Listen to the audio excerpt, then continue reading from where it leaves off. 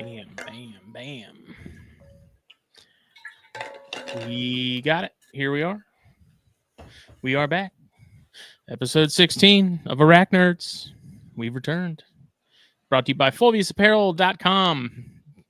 New Centipede shirt just got added the other day. Phil got him one, and it's on his way to him as of this morning. So immediate purchase. Yeah.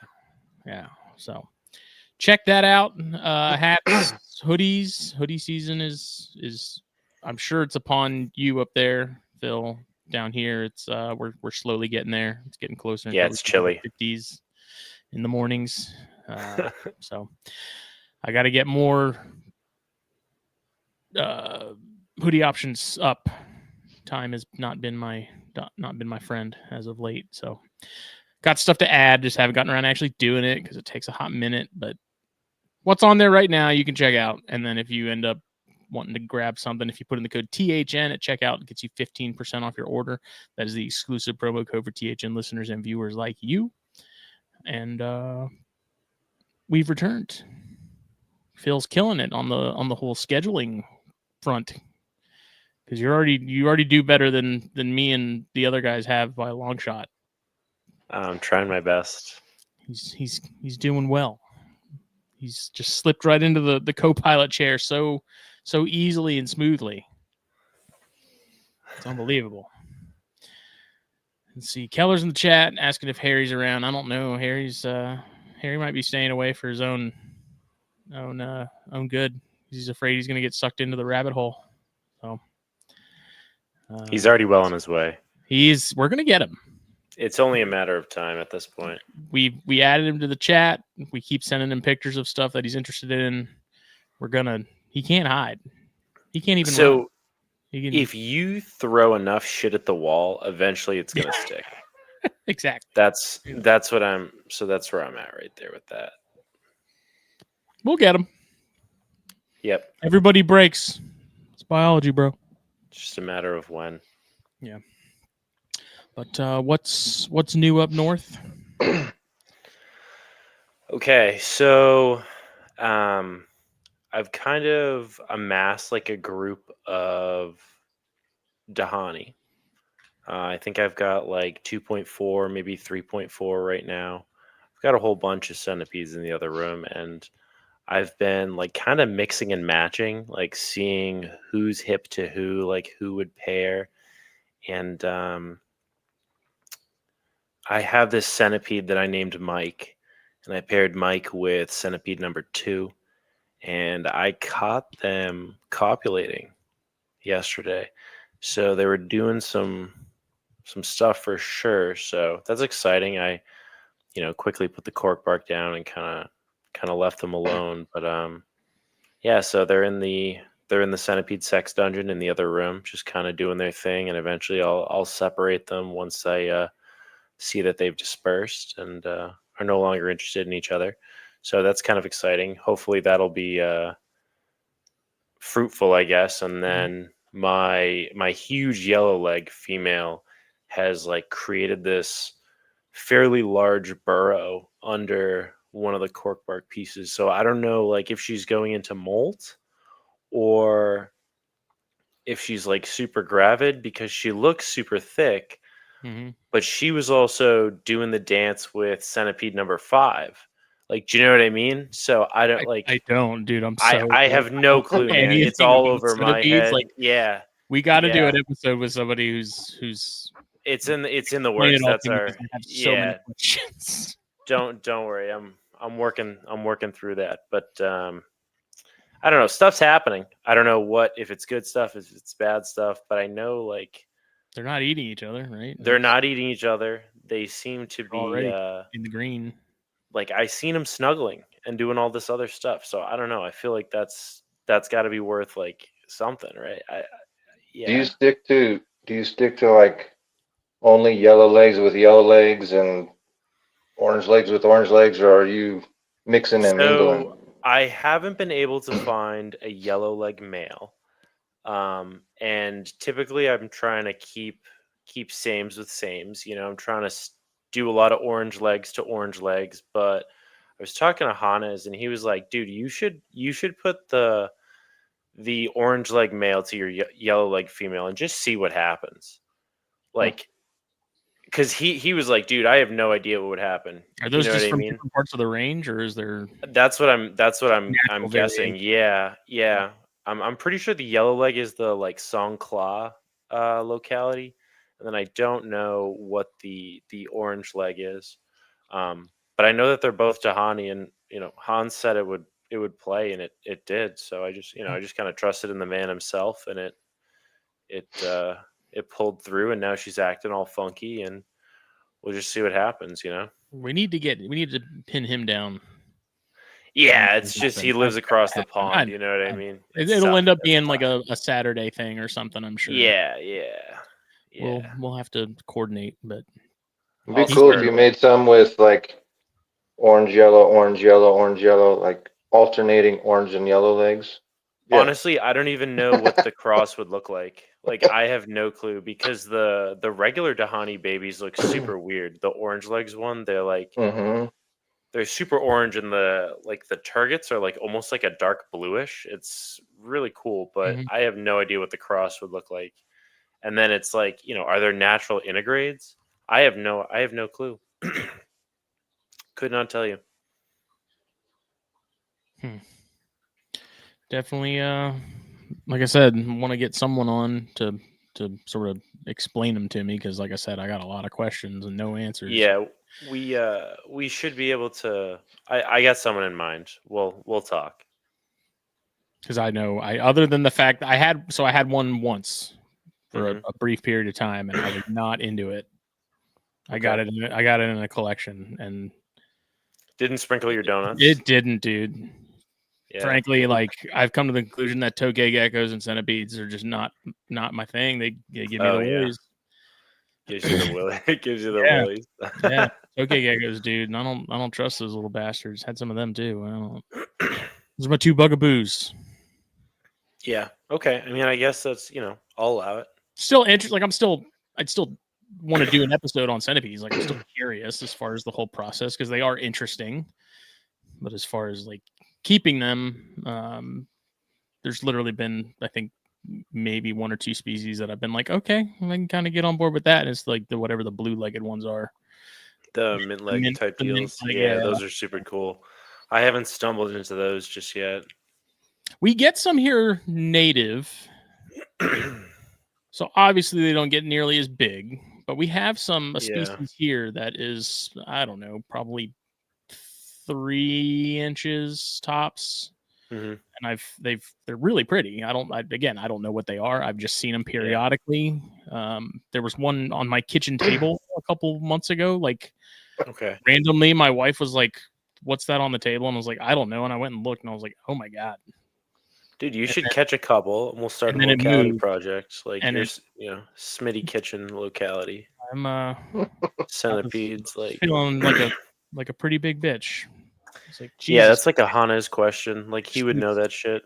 He would know that shit instantly. He'd be like, "Oh, that's that." Duh. I mean, we get the little. So we have another one that they're orange, and they're even smaller. And like, I see those all the time, flipping tin. When I'm out herping, looking for snakes, flipping logs and stuff. And like, I get excited when I see those, because that's what the crown snakes eat. So I'm like, if there's centipedes, and there's probably tantilla hanging out around somewhere. Like, I'm like, okay. Me, keep digging around, but. Well, we'll see. Make it happen. But other than that, anything? Get anything new? I've got some more centipedes coming in the mail through Dritz. I can tell you that. One track mind. Yeah, sorry. One trick pony over here. Yeah, laser focused on the peds, dude. What about you? You get anything cool in the mail? I did. So I sent Dritz the male classy, and I sent him the immature male green bottle blue that I had. And he sent me a shirt, and then some OBTs, and some electric blues, and some Hatties, and a Simani, and then you sent me some more Hatties, some more electric blues, I did do that. The Balfour eye, which is cool because I've never had those. I always wanted them, but never Yeah. had them. I feel like I'm forgetting something already. But they're all doing good. Got them all set up. Pretty stoked. Cool. Yeah, he hooked it up. You hooked it up. I'm doing my best. Really? I think you'll really enjoy those Hades. Those are my favorite spiders. Yeah, I like how I went from 0 to like 5. Sometimes that's how it happens, man. It's it's the blink of an eye. It's hard and fast, you know. Yeah. But shipped, everything shipped great as far as the mails getting up there without any issues. That was only the second time I had shipped any spiders. It's way easier than shipping snakes. You just kind of put it in a box. No, it is. I've shipped a lot of snakes, and I kind of think I prefer that. I'm not nearly as paranoid about snakes as I am the spiders and something happening to them. Just double containment with the spiders. As long as you put it in like a vial in like a deli or something. Although Andrew, you looked like you had some pretty cool packaging. When I was looking at what you sent Mike, your stuff looked packed really well. So it can be done. I think it can be done really in like a very clever fashion with ArachNerds, just because of how they're sized. Yeah, I mean it depends on what you're shipping for sure. If you're talking about 2-eye and 3-eye slings, you can ship those in things as small as like the little centrifuge sample vials, and yeah, they're not going to be able to open them. I mean, they're not strong enough to open them. So I do, just for good measure, if I ship a actual vial with like a snap top lid, I'll put a piece of electrical tape around it to hold the lid on and make sure that it doesn't pop off in transit. But now, if you're talking about, shipping bigger adult specimens, you got to take a little more precaution and just make sure that you're putting them in something sturdy. But the double containment thing is not something that is really that I've ever seen people make a big deal of using when they're shipping spiders. I mean, I know that it's almost a requirement to ship some reptiles, and got to put them in, like snakes got to go in a bag and then in a deli cup or something like that to keep them contained. But you just put the spiders in a vial and wrap it in tissue paper and put a bunch of packing, put a bunch of packing material around it so they don't bounce around, and they're good. And the tighter the space that you can get them into, the better, because then they can stabilize themselves within that vial, and they're not going to have space in there to bounce around. And generally speaking, if things go right, they're only going to be in that for like 24 hours. Yeah, 16 hours at the most, right? Like, because I do all my stuff in the afternoon and ship it out usually between 5 and 6 o'clock my time. And depending on where it's going, it's getting delivered at 9 a.m. local time. So, I mean, we're talking 15, 16 hours. But if there's a delay, I'm always confident that they could last in that packaging for 2 days, 3 days, 4 days if they needed to. They're pretty hardy, pretty robust. Yeah. This is also the best time of year because you don't have to worry about things getting too toasty and stuff getting left out on the tarmac in Memphis, or Indianapolis, or wherever. And Memphis is the worst. It's I knock on wood, I have been so lucky that I have never had an issue, and pretty much everything I send out goes through Memphis, and I have yet to have any. I've had like one package get delayed by an extra couple hours. Wow. But I've heard a lot of really gnarly issues with Memphis in particular. So yeah, me too. Just fortunate. Nope. Oh, Andrew said bye. I gotta pull up the outline and stuff. Anyways, he's back. Sorry, I took a dump. You good? What was Oh, yeah, I shipped a package earlier this week to um, the East Coast, and I did put a heat pack in it because it's starting to get chillier overnight. But just a small heat pack and good to go.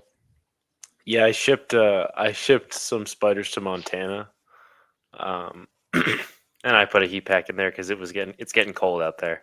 Mm-hmm. Yeah. I just sent Mason a hoodie not that long ago because he's like, dude, it's already damn near freezing. It's at snowing. night." It's And literally yeah, snowing it's right now. insane. His window's closed. Like I just Yeah. can't send him stuff for a little bit now. He's locked. It's brutal. But obviously, this evening we are joined by Andrew Browning to get into his extensive experience and tenure with tarantulas. We can sort of, obviously how you got into tarantulas. You can give us the long version, the short version, whatever you'd like. Why tarantulas in particular, and Yeah. did you were Well, herps ever part of the picture too? When did you ever do mhm. anything with snakes and stuff? Yeah, absolutely. Matter of fact, from like 98, 99 to about 2010, I was breeding and selling Burmese pythons.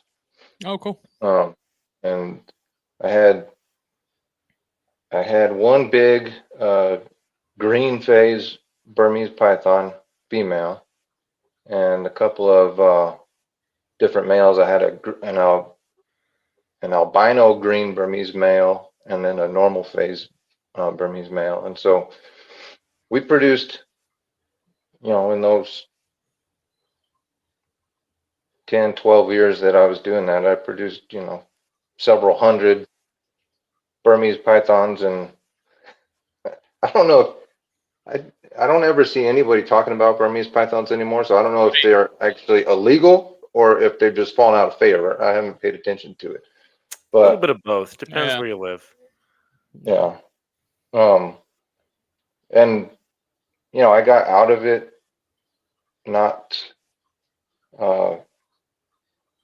it was just chance, really. I mean, my son was about to be born, and my wife said we have to get rid of the giant snake because there's going to be a baby in the house, and I didn't have a good argument to the Yeah, it contrary. seems reasonable, dude. Okay. So Yeah. we said, okay, the snake's going. So um, over the years, I've kept some other smaller colubrids. I mean, right now I've got a little corn snake that um, we have. So I've always had snakes for like the last 25-ish years. I have had a group of desert box turtles.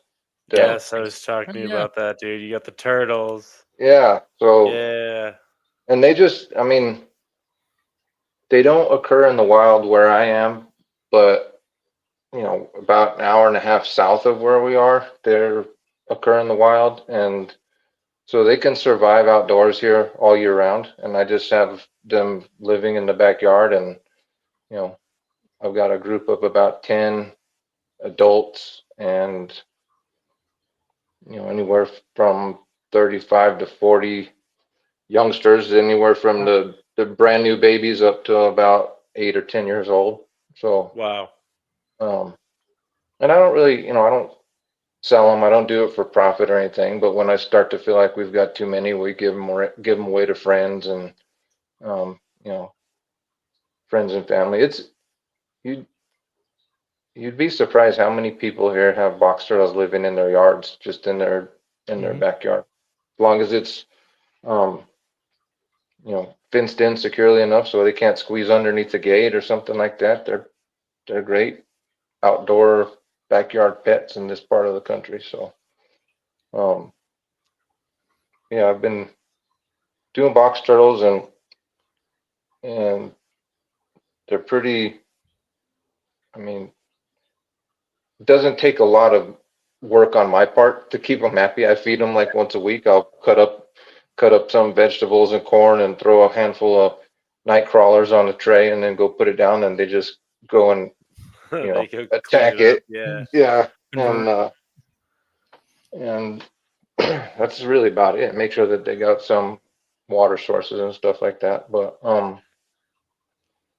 as far as the tarantulas go, I've living in the desert Southwest. I've had tarantulas around me basically my whole life, and from the time I was a kid, we'd go out into the desert and find a spider walking around and put it in a jar and bring it home and keep it and feed it crickets or roaches or whatever we find crawling around, and keep it until it die, and then go out and find another one and do the same thing, right? Like, I didn't know there was a hobby, like a tarantula keeping hobby. Even as recently as like 12 years ago, 10, 12 years ago, I didn't really know that the hobby existed. I'd kind of been, it'd been a while since I'd had a tarantula. One of my buddies was at a new construction site out in the desert, and he found a tarantula at that site and put it in a jar and sent it with one of my delivery drivers and said, "Here, take this and give it to Andy." And so my delivery driver shows up with this jar with the big, tarantula in it. And I was like, okay, and at that point, my son was like 3, maybe 4 years old. And I'll take it home, set it up in a little tank or something, be interesting for the kid to look at. And so we kept that for uh, a year. The thing about it is all these ones that we're catching are mature males, right? That are out wandering around. I was gonna say they don't have the longest lifespan.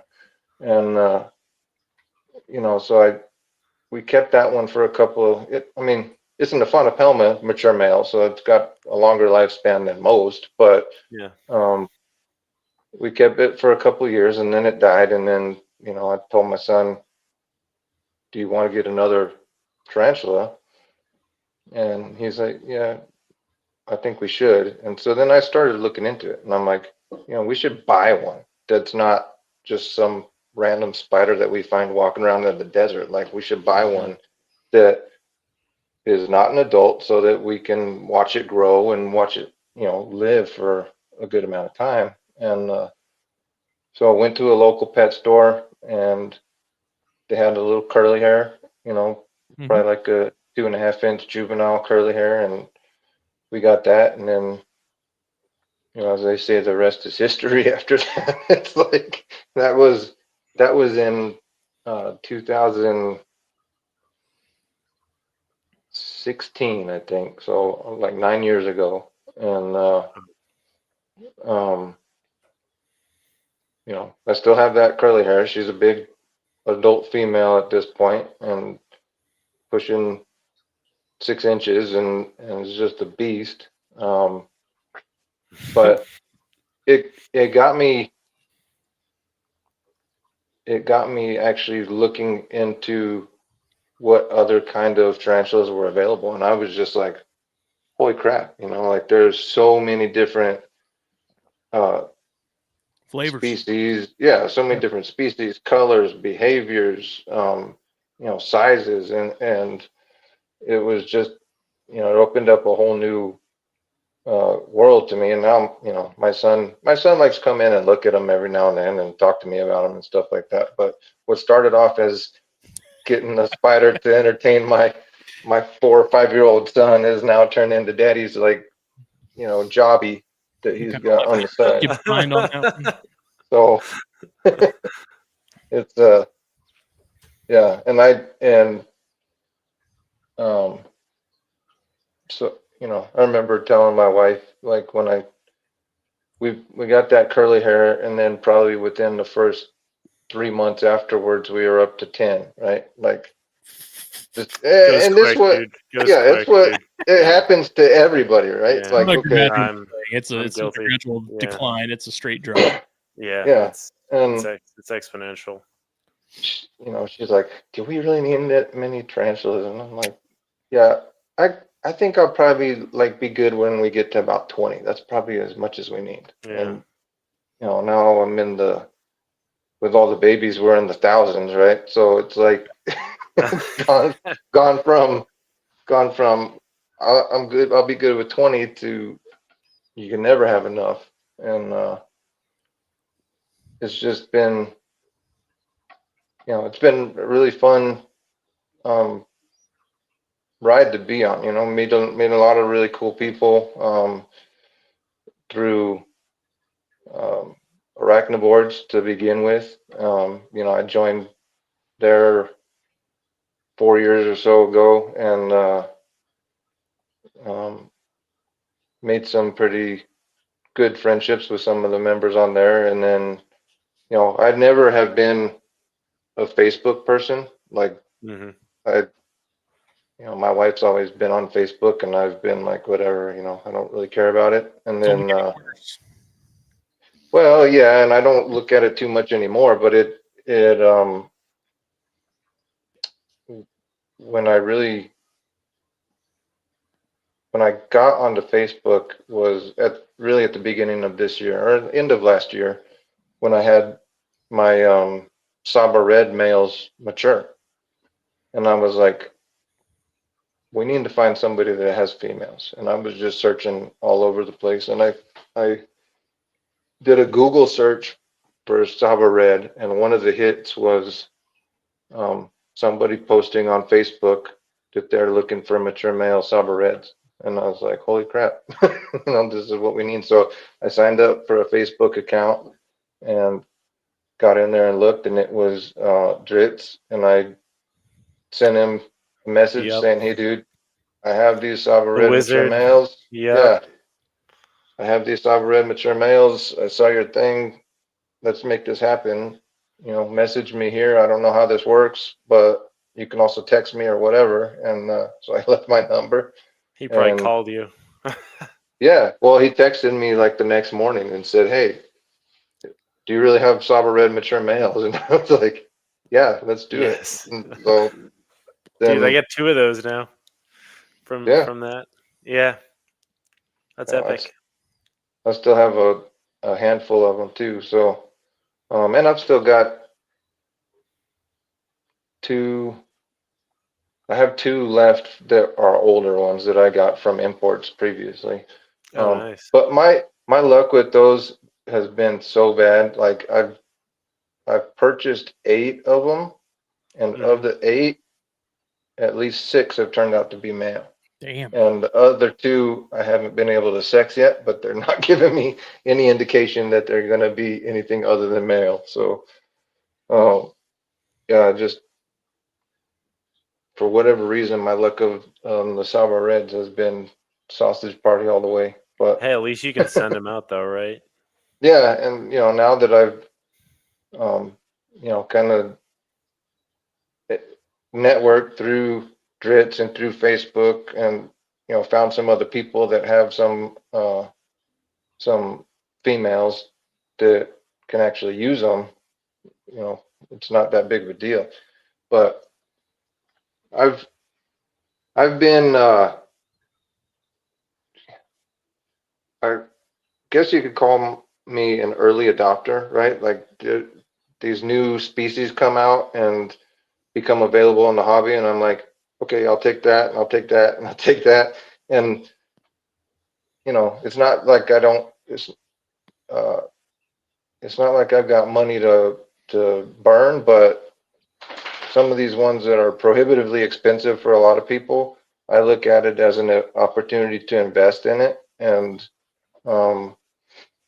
so I've had a handful of species that have turned out to be male, and there's just nobody that has females, right? Because if they came in on the first time they were imported and I got them, any females that came in with that same import aren't going to be ready to breed yet. And so it's sad when you see a mature male of a rare species just go to waste because nobody's got females. But you roll the dice sometimes and you get lucky and you'll end up with the female. But somebody's got to do it. And I figure if I have the means to do it and I'm willing to do it, then we'll give it a shot and then we can make things happen like we did with the Saba Red project and the Underdark. So, yeah, that was epic. I'm So happy to be a part of stuff like that. You don't see that same level of organization as far as like tag teaming projects and stuff in reptiles and stuff as you do, tarantulas specifically. Like Gage Smith, who he listens to the show and he's bought some Merc and stuff. He sent me the what is it? It's a Google spreadsheet, basically a directory for some of the ESA pokies and stuff. The sustainment project. Yeah. And you don't really see that in herps. Like usually a couple people that are keeping the same thing and that are into the same thing, but to have something openly accessible in there where that gives you, okay, I've got a lot of people I can get in contact with, to make something like that happen. You don't see that in many other hobbies. It was a great idea and a great resource. Last time I'd seen it, though, it hadn't been updated anytime recently. So I think whoever it was that started it kind of lost interest or lost momentum with it. And all the info that I'd seen on it last time I saw it was the same info that was on there when I saw it 3 years ago. So it's not been kept up to date. But I think that there are ways to collaborate because there are so many outlets out there to get in touch with people. And Facebook is one of them. What's the other one? Discord. Instagram. Yeah, Instagram and Discord, and through ArachNerds, there's a lot of people that use the classified section there to advertise if they've got males available or if they're looking for males. And so there's a lot of opportunities if you're interested in not necessarily in breeding yourself, but if you've got a male that you want to get out there in the circulation, you don't have to try real hard to do it. I just send every male to Dritz. Like, here, figure this out, take care of it, and then boom, it's done. Well, people can to work, and it's people can reach out to me, and if I don't need the male myself, I probably know somebody that does and can put them in touch. So yeah, it's so important. And I know that Dritz has mentioned this when he's been on this before, and anytime that he's in front of a camera, he mentions how important it is for people to get their mature males out into the hobby so that breeders have access to them. And if we as a hobby in the US want to see the availability of species increase and the price on them decrease, we have to do as much as we can to breed them here within the US. And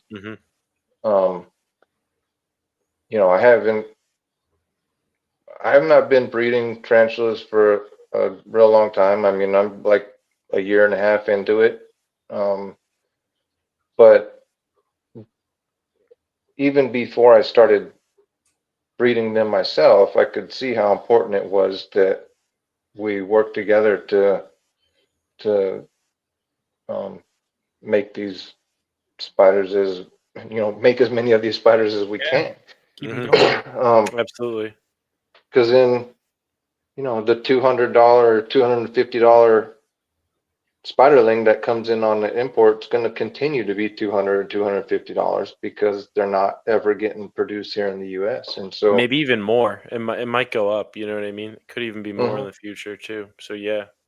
Yeah, absolutely. So, I'm happy to play my part in that and help anybody that is interested in doing it themselves. Whether they're wanting to try their hand at breeding or they just want to get some of the males that they've got out there into the hands of people that can use them. Whatever I can do to help, I'm happy to do it. So, yeah, and it's been fun. What I really like about tarantulas is that, as I mentioned, there are so many different kinds to learn about, and there's always something new to learn. Mhm. And the the fact that I was on World Spider Catalog the other day, and I ran a wide open search for the Theraphosidae family, and it came back with like 1,700 results, and that doesn't include all the ones that are like, Davus species, Yeah, like adjacent. Undescribed. Oshaka, Yeah. yeah, all the undescribed ones. And so, I mean, there's literally thousands of these, and every time there's another import coming in, there's new ones on it that you've never seen before or heard of before. Mhm. And part of that is the same spiders are coming in with different names, but there are always new ones that are being discovered and brought into the hobby, and so it's the hobby doesn't ever get stagnant for me. Like there's always something new and interesting to learn about, and it doesn't necessarily mean that I personally have to keep every new species that comes in, but it gives me something to learn about, right? Something else to research and to study, and I that's what I really enjoy about it, is just trying to find as much information on all of these amazing creatures as I can, and share it when I can. So, Yeah. I've, like I said, I've been on Arachna boards for a few years now, and earlier this year, they asked me to be a staff member and moderator on there, and so I've been, it's hard to find time to get on there as much as I would like to these days, but I think that's a real valuable resource for sharing information and finding information. That site, those forums have been active for 25 years almost now, and it's nothing that has been put on there in the past is gone. Like anything that's ever been on there is still there, and so you can go back and look at posts from 20 years ago and find, like, you can see how care for a certain species has changed over the last 20 years. Like what people were doing to care for, Chilean rosehair, the Grammostola rosea 20 years ago, and compare it to the way people are keeping them today. And it's to me, it's just endlessly interesting, to look at that kind of stuff and see how much we've learned and how far we as a hobby have come, but understanding that there's still so much more out there to discover and to learn about. So, yeah, I mean, that's why I'm so excited about it. And that's why my wife got me a shirt that I wear sometimes. It says "Caution, may suddenly start talking about tarantulas." It's like, Wait, that's what? actually awesome. That's a great shirt. Yeah. It's like, that's true. I mean, it's become really the passion. I mean, I don't have any other hobbies. This is my hobby. This is what I do, and this is what I love to do. And um, you know, watching my collection grow and helping other people learn about them and learning as much as I can about them is what I really enjoy. So that's really where I'm at. Is there a particular genus or even species that you're focused on as far as on the the breeding front, or is there Yeah, what are you partial to? I really like Flamingo Kylis. I mean, Yes. Excellent. I think Excellent. that's why we get along so well with our group of people that we talk to, because we got a lot of the same interests. But Flamingochilus ornithoctoninae, Yes. in general, the Asian fossorial arboreal The species are, ninjas. mhm, yeah, and so I like those a lot. I really like the baboon species, all the Yes. Harpectinae, the Eumenophorinae from Africa as well. And then I like New World species. I really like Psalmopoeus, Hmm. and Avicularia.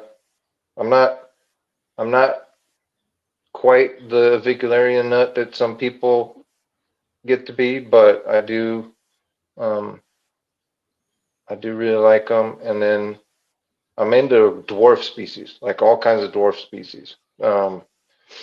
Whether it's New World, Old World, whatever. If it's little, I like it. And I mean, That's funny. part of it to me is because I could fit enclosures for 10 dwarfs in the space that I can fit one enclosure for like a Therafosa, right? Right. So it's like more bang for your buck, More more variety. use of, yeah, more variety, and you get more use of that shelf space when you look at dwarfs. And dwarf species are just awesome in general, right? Because they're just, you know, It's just smaller. It's the Yeah. same. It's just yeah, smaller. That's it. and they're Honey, badasses. fatigue. Mm-hmm. They're Yeah, they're badasses. I cool. mean, they all the Syriacosmus, and then some of the more obscure dwarf genuses like uh, uh, Euthecalus. Mhm. That's one that's a little bit of an obscure New World Where are those dwarf native to? species. Uh, South America, like I've never heard of that. Wow. yeah, Brazil, Colombia, Ecuador, that Mm. and the Nishnoculus genus is awesome. There's um, a handful of those in the hobby, and I've got most of them that are available, anyways. And they're dope because they're like, an adult female is 2 inches, 2.25 inches, and Oh wow. Okay. That's yeah. they're so. But yeah, if it's a, I've got some Pamphos, um, I've got some Formictopus, but generally speaking, for the most part, I don't have a ton of like big terrestrial New World species. Do they make you itchy? Do you get super itchy too? No, Damn. I'm not. I'm not Okay. really affected by it. I mean, Yeah. occasionally when I do something stupid, it'll get me. But Yeah. like, I was cleaning out an enclosure a couple of weeks ago, and I wasn't paying attention to what spider had been in that enclosure, and you know, about an hour later, my hand started burning, and I was like, "What the hell?" And I went and looked at the sticker that was still on the enclosure, and it was from the Chromatus, the Vitellius or Nandu Chromatus. Mhm. Yeah. And those things have got some pretty nasty urticating hairs. So when I do something like that and stick my hands right into a pile of them, it doesn't feel really, really good. Mhm. But when I'm just feeding or cleaning or watering or something like that, it doesn't really bother me yet. I mean, I know that it's one of those things that people can develop a sensitivity, irritation. just like just continued exposure. How do you how do you acclimate your room to different species? Like, can you talk about that a little bit? Yeah, it's so my room is really like about half of a room. Yeah. I share space in my tarantula room with my wife's exercise equipment. And so Mm-hmm. I have I heat the whole room basically with a space heater. I mean, I just use a small space heater and I heat the whole room to about 75, 76 degrees. Mm-hmm. I run humidifiers in it because I'm in Albuquerque, which is 5,000 feet in altitude and in the desert, and it is dry. And Yeah. Yes, I sir. mean, even in the monsoon here, I mean, humidity during the monsoons gets up to like 50%. So and in the wintertime, when the central heating is running, like humidity in the house is like 5%. It's just, you It's dry. you walk across the carpet and touch something metal and sparks fly, right? It's just like Yeah. it. And so that's the thing that I struggle the most with is keeping the right amount of moisture and humidity in my enclosures.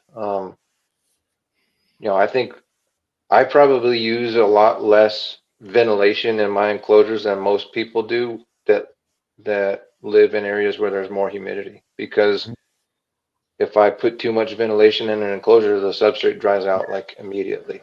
And so the humidifiers that I run, they're pretty cool because they just sit. It sits on top of a 5-gallon water jug and Oh, has a Nice. little Yeah. hose that drops in there. And but I can tell because of that I go through about 10 gallons of water every day to keep the Whoa. humidity where I want it to be in whoa. that room. So I Whoa. have to, Okay, that's serious. Whoa. yeah. So I have to I have to replace those 5-gallon jugs. Usually, every day in the wintertime, and in the summertime, usually every 3 or 4 days. But it's it's helped for sure. And luckily I haven't lost a whole lot of spiders due to desiccation, dehydration, which is the battle that I have to fight pretty That's constantly. my question is with that in particular is like if you're breeding the dwarf species, like how I would imagine humidity and moisture has to be so much more important with those slings and those egg sacs and things. Like, is it more Especially the New difficult World. with the Yeah. tiny stuff compared to the sort of the quote unquote normal size? Yeah, no, absolutely. Once you get a spiderling, to like the fourth or fifth instar, the waxy cuticle on their exoskeleton becomes thick enough to where they're not subject to desiccation as easily as they are when they're, second Yeah. or third instar. And so, Mhm. um, for as far as the ones that I'm breeding, I have an incubator that I have made that is basically sealed and has got um, trays of water in it that evaporate and keep the humidity at about 99%. So if it's a New World species or an Asian species, it goes into the incubator. and I've had pretty good luck with that. There's still the first couple of sacks I had some losses, which really was my fault just because I was opening the incubator too often to check on them, just like being excited and wanted to check on them every hour to see what they were doing now. And, you do that and the 99% humidity goes down to 50% and then it takes a while to get back up. And so I've learned now to observe from outside the incubator and not open it every time. And I've had a lot better luck recently. But yeah, I mean, then once the slings are out of the incubator and separated and in their own individual pots, you just got to stay on top of it and make sure that you're watering them regularly. I feed my slings usually around once a week, sometimes twice a week, and every time I feed them, I water their enclosure, and I mean like really water the substrate and get it nice and moist. Not dripping, not soggy, but saturated. Yeah, make sure that it's got a good gradient. And I've put into practice a tip that I learned from one of my ArachNerds buddies, and anybody who's been on there knows who Lansky is. He's another one of the moderators, but he really specializes in breeding Ornithoctoninae and Flamingochilus, and he's got a really good thread on there about how to set up and raise moisture dependent spiderlings. And anybody that's interested, just go to ArachNerds and in the search bar, put moisture dependent, and you'll find that thread that he wrote that's got all that information in there. I'm gonna do that. Yeah, it's excellent. And I mean, he is very he's very scientific in his methods, right? Like he's very thorough and detail oriented, much more so than I am. But it's really, really good information, especially for people that want to raise moisture dependent, especially the Asian fossorial or arboreal species. But you can extrapolate that and use those same techniques to New World ones that are tropical, right? Any tropical or subtropical species, you can use those same techniques. And part of what he does is he makes sure to put ventilation holes below the level of the substrate in his enclosures. So whether that's a little, I've heard about that too. Yeah, whether it's a little condiment cup or a vial or a deli cup or whatever, you put half of the ventilation below the level of the substrate and half of it above the level of the substrate.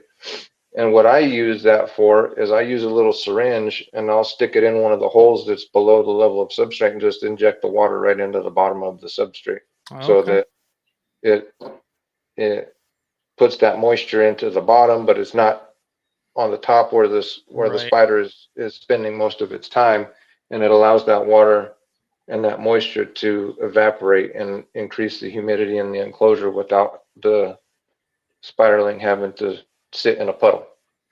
So yeah, that's my biggest frustration with the stuff I use currently is like if it's dry, that water just sits on top of it and it takes a minute for it to really seep in and do its job. I found that if it's at least a little bit moist, it seems to, those molecules seems to absorb that water so much easier because it's already there. But like if it's dry, it's dry. It's frustrating. Yeah, a lot of those substrates become hydrophobic, right? Like what you're talking about, where you can put as much water as you want to on there. And we see that with our flower pots too, right? Like your house plants that have been in the same soil, in the same potting soil for a long time, and it's pulled all the nutrients and all the organic material out of there, and it's basically just, you know, a wad of dust around the roots of the Yeah. plant.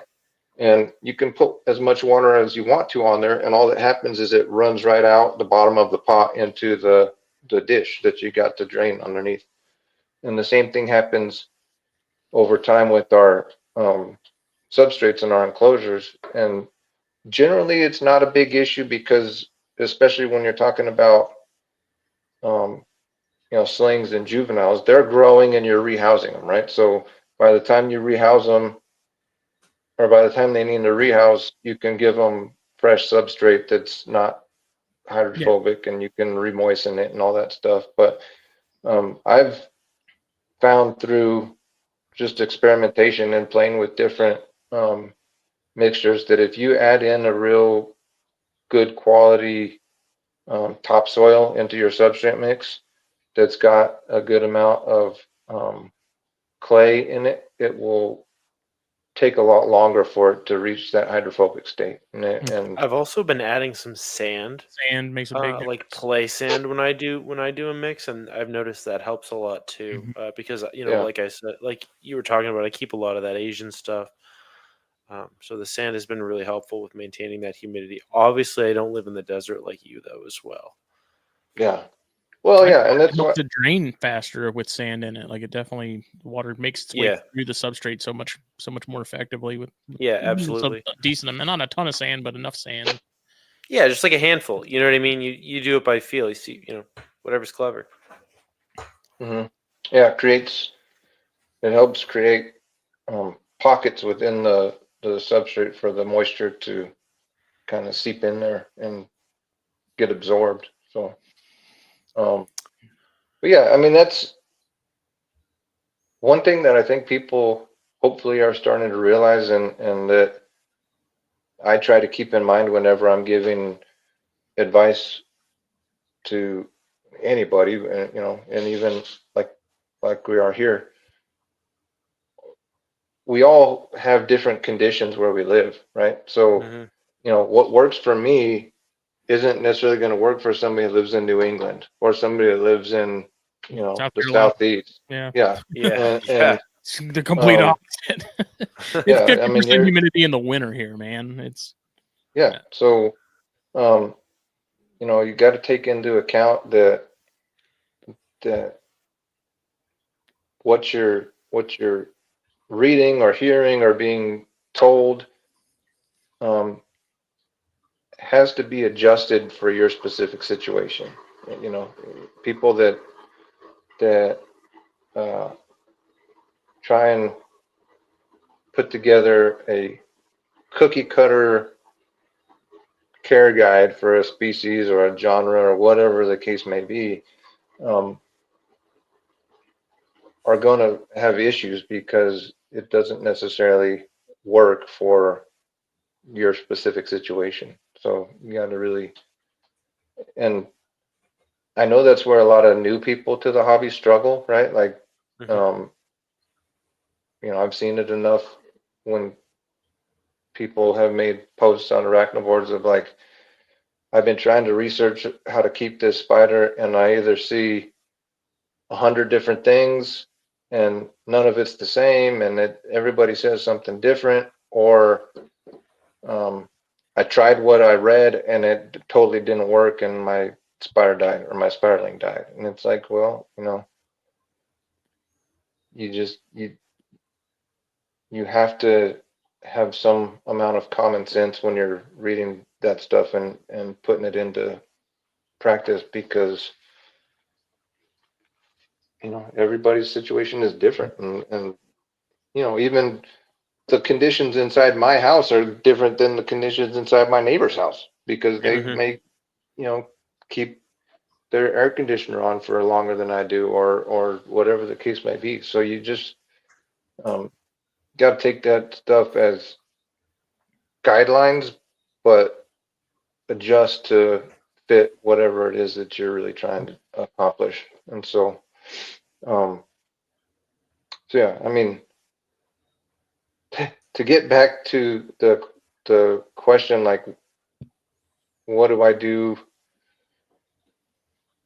to provide the right kind of conditions for the different species? You know, I think everybody's kind of learned the trick that if you've got shelves with some amount of height, like you can adjust which shelf you keep stuff on to vary the temperature by a couple of degrees. You know, the shelves at the bottom are going to be a couple of degrees cooler than the shelves at the top. But I don't spend a lot of time trying to provide specific conditions to my tarantulas unless I'm trying to breed them.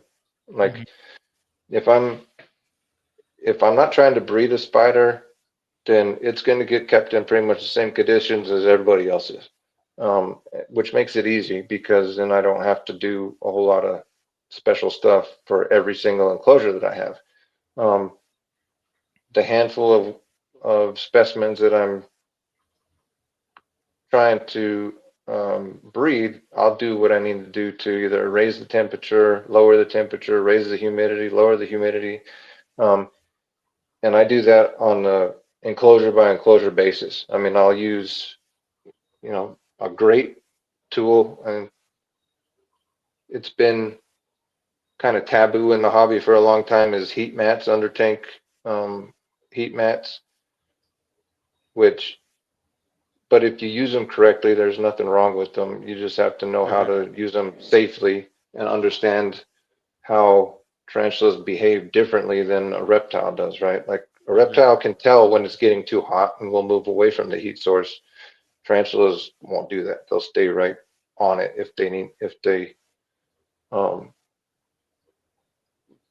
if you don't put it on the enclosure the correct way. So I use the under tank heaters, like those little 4-watt or 5-watt circular under tank heaters are great to just stick on the side of an enclosure to raise the temperature inside there a couple degrees.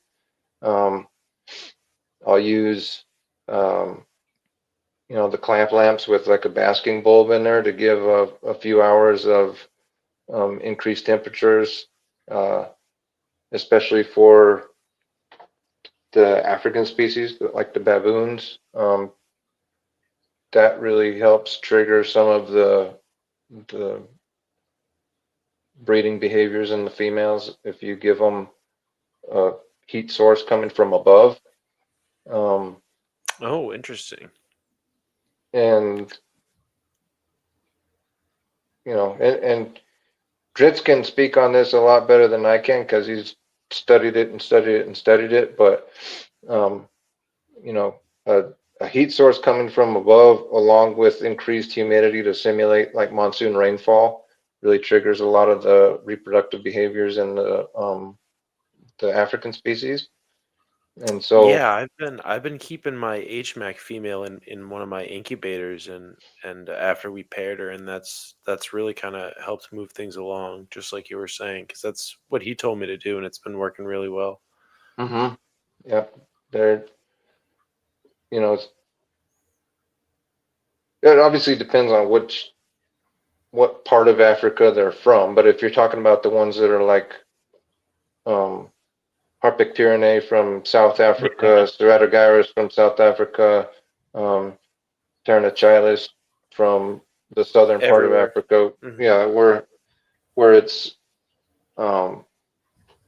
you know, where there's really like a monsoon season that comes through, and you know, if you're talking about something that's from further north in the really tropical regions, it would be different. But when you're talking about the ones, and the majority of the baboon species in the hobby really come from the southern part of Africa, right? So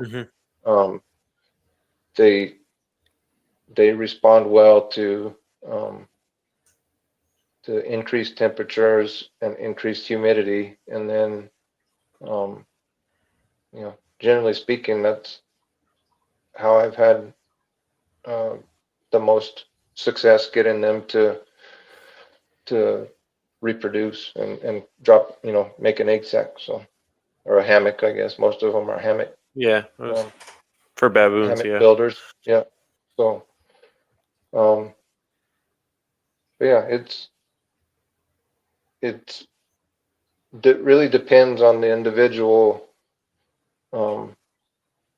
specimen and the species. What I do to try and condition them, as opposed to, I don't do it for all of them at once. It's just not practical to be able to try and create that amount of variation in temperature or humidity or something like that for a collection like I've got. So Yeah. Is there what's the Firmingocylus that you're doing stuff? So I've had success earlier this year. I bred Firmingocylus everetti. Ooh, those are nice. Yeah, and my female is a beast. She's the biggest spider that I've got. I mean, she's probably 7.5 inches, and just Oh, dude, I bet she's hella intimidating. mean. Yeah, Yeah, she's I bet she's intimidating. so mean too. Oh my god, I love that, dude. It would, every time I feed her, I just walk away from it saying, "God, I'm glad I'm not a cockroach." Because Yeah, I bet she's she just awful, man. destroys them. Yeah, I'm sure she Um, turns them into soup. yeah, but and that I actually bred her with Matt or Lansky from ArachNerds. He sent me a mature male, like I think it was about this time last year, and so I was able to get her paired, and then she made a sack in February, and was able to get. I had some losses from that sack, and that was one of the ones where I messed around with it too much and was too curious as to what was happening, and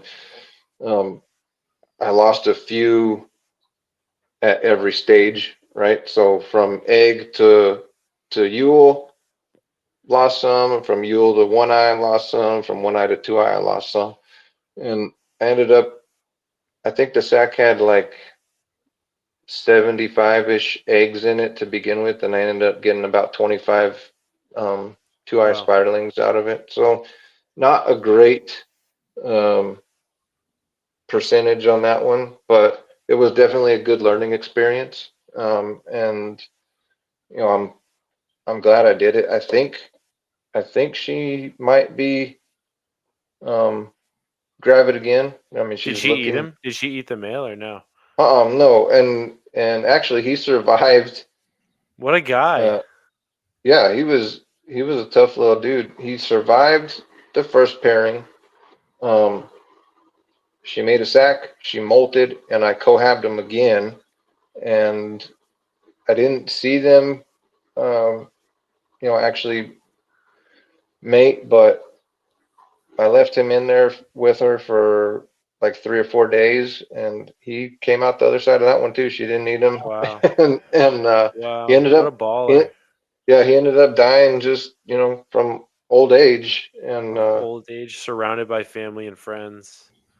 she's Wow. she's looking very plump again, and she's eating like a monster. So I don't know. He might have done the job again. So we'll have to Wow.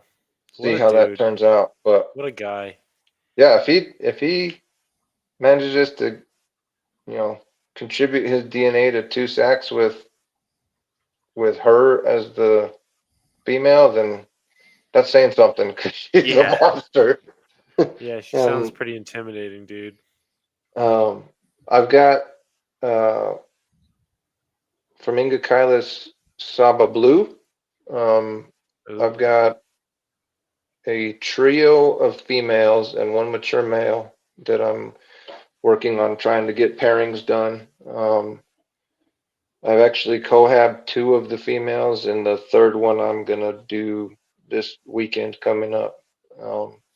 So they're siblings. Um, so the females are on the younger side. So I'm not real confident that I'm going to have success with it. But I can say that after each of the first 2 females that I cohabbed him with, I saw him make a new sperm web. So even though I didn't see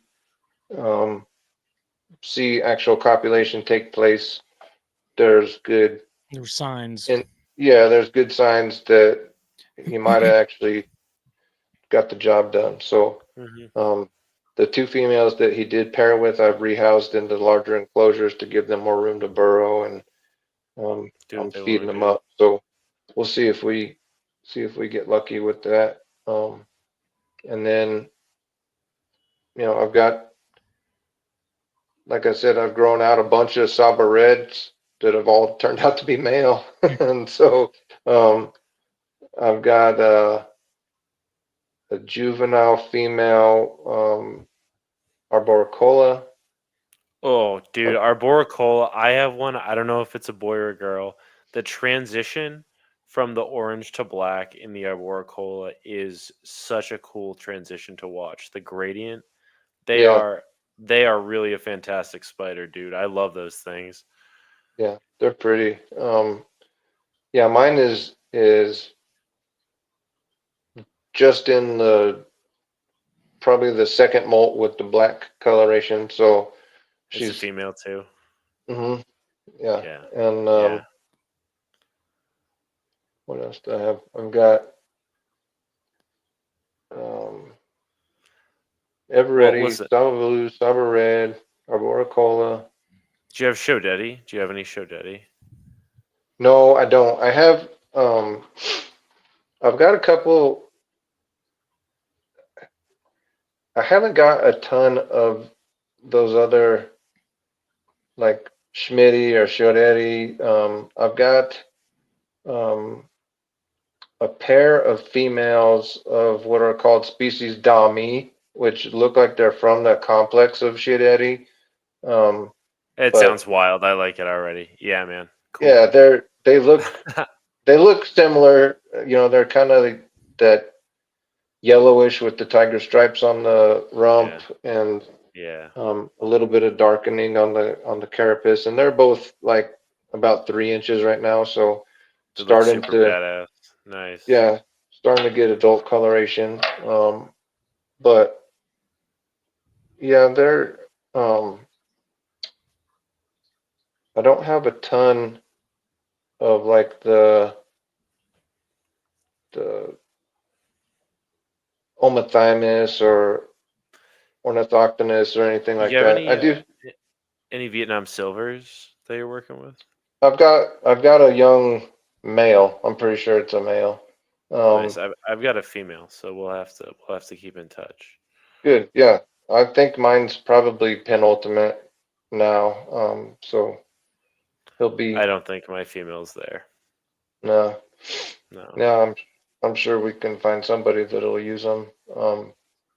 I think it's a male. Honestly, I've never ever gotten an intact molt from it, so I don't know. But it's one of those ones that when it molts in its burrow, instead of throwing the molt out, it just stuffs it into the corner of the burrow. Mine's like that too. It just like pushes. It's like pushing the trash down in the bag. Like we'll just fit more. It's not full yet. Yeah, no, we could fit a little more trash in the bag. Yeah. Do you have any Akaya? Yes, I do. I've got a young adult female, and I was actually Dritz had a mature male a few weeks ago, but he didn't make it. So I'm looking for a mature male Akaya. She's not as big as the Eveready is, but she's much more of a psychopath. Oh, I'm sure, man. She's awesome. Like, that's awesome. She's the kind, like, she'll come out and yell at the rain if you're watering her enclosure, right? She'll come out and throw up a threat pose and start slapping, and all you're doing is like dripping water in her enclosure, right? So, not to be trifled with, and she's gorgeous and amazing, but They always are. Yeah. Yeah, I need more. They always are. Three ain't enough. Yeah, no, the Akai's are sick, man. And Hattie, I've got. Those are my all-time favorite, dude. Those are sweet. Oh no, I didn't get that one from Dritz. I got that one from somewhere else. I don't remember, but yeah, I've got a Hattie.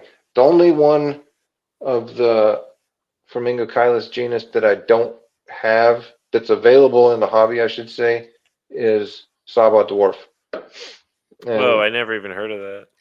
Yeah, I've got a line. Hopefully, someday, if we're lucky, I might get my hands on one. But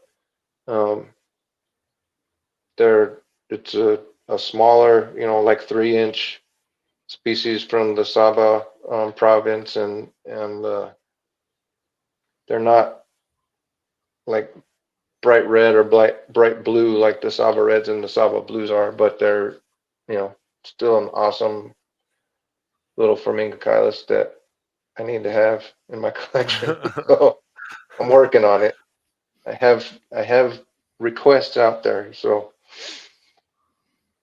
that's super cool. Are the blues over the reds, like, as far as breeding those wise? I mean, I definitely see more blues available than reds, but is that mostly a case of availability on the part of the reds? Well, the blues have been in the hobby longer, is really what it is. I mean, the Saba blues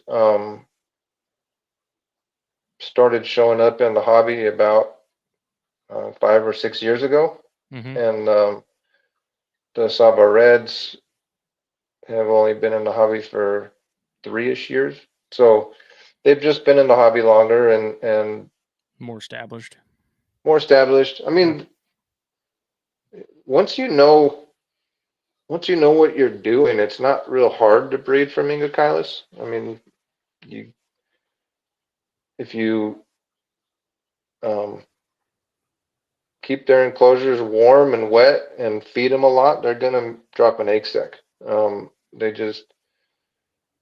They're not super difficult to breed. So, and yeah, that's why you see more of the Saba blues available, is just because they've been more established in the hobby for a few more years than the reds have. But hopefully the reds will be kind of in the same place as the blues are in the next year or two. So, are you working with Bachma right now? No, I had Bachma at one point a couple years ago, and I had a couple of them, and they both turned out to be males, and I sent them out and didn't ever replace them. But same thing with Ho Chi Minh. Oh, Ho Chi Minh's, dude, those are some that is on the bucket list. Those are some cool looking spiders for sure. Yeah, they're I swing and miss a lot to try and get females, but you miss 100% of the shots you don't take. You're right. Yeah, exactly. And but I've got probably the next projects that I've got coming up. I have a group of Ornithoctonus species Rainong blue. Dude. Okay, wait. I've seen Dritz's female. Yeah, that thing is insane. That is one of the craziest spiders. You sent him that? Well, I sent him a female. I don't know if I sent him the one you're talking about. He's got a big ass one, dude. She's okay. So he's got an adult one. So the one I sent him will be his what does he call her? The on deck female, because she was small. Yeah, she was about like maybe 2.5 or 3 inches. Okay, I seen her too, but not as big. The Renong blue, those colors are insane. Do you have males? I think so. I've got 7 of them. So I have 4 that are confirmed females. I didn't know you were sitting on heat like that. Yeah, I got that's a little project that I got coming up. Probably will line up for next summer. Yeah. Those are straight up gorgeous. Like those females, the blues, like the dark blue, it's like almost like purple too, man. It's like a lividus and like on steroids. Like they're so cool looking. Yeah. Well, it looks like, I mean, they look like an Oreo, what do they call them? Orotibialis. Mm-hmm. Yeah. Yeah. They look like the Orotibialis with the yellow fringe, but they're like Blue. dark blue on the top Yeah. and on their abdomen and stuff. So They're sweet. They are spicy too. You ever wonder if some of the people that come across these see them in the wild and they're like, there's some nerds in Europe and the US that would kill for this. I'm going to catch it and send it to them. Yeah. Yeah. Yeah. Absolutely, they do. Yep. I mean, I'm fine with that. That's me. I'm that guy. They, yeah, I mean, those people make a living doing that, so they certainly know that there's people out there that'll pay for that stuff. What else? I've got Salmopaeus emeraldus. Those are beautiful. I've got an adult female, and I've got 2 penultimate males. So as soon as those males mature, that project will get kicked off. I have what else? I need a mature male, Salmopaeus victori, and a Salmopaeus pulchra, which I think I'm getting from Dritz pretty soon. And Victoria are dope. yeah, Victoria is sweet. I paired my female last year. She ate the male and then she molted out of it. So that was a bummer. But what a woman. Yeah. She's a heartbreaker. She's a heartbreaker. I have a female Salmopaeus ecclesiasticus. Those are sweet. Yeah, they're cool. They're like